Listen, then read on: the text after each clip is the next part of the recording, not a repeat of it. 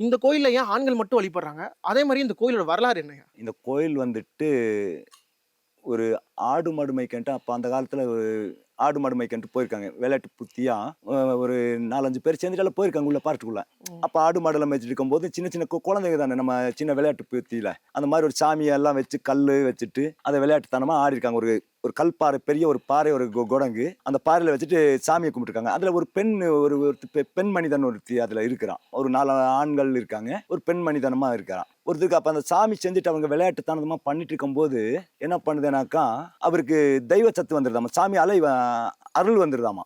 ம். அருள் வந்துட்டு அப்புறம் அந்த சாமி ஆடும்போது இந்த அம்மாவுக்கு வந்துட்டு பயமா ஆயிருது. ஏன்டா இவரு இப்படி ஆயிட்டாரு திடீர்னு? அப்படிங்கிறோடைய நோக்கங்கள் அவருக்கு தோணிருதாமா. அப்புறம் பயந்துட்டு அந்த அம்மாவுக்கு என்ன சொல்லிருக்குது, அந்த சாமி வந்த அ அல இது வந்தவரு அந்த சாமியோட தொகையை எடுக்கிறதுக்கு அந்த சாமி அழைச்சார் வந்ததுனால, அவரு என்ன சொல்றாருன்னா, "அம்மா நில்லு, நில்லு" அப்படின்னு இப்படி கைய காட்டிக்காரு. அந்த அம்மாவுக்கு பயமாயி போச்சு. இவரு எந்திரிச்சு ஒரு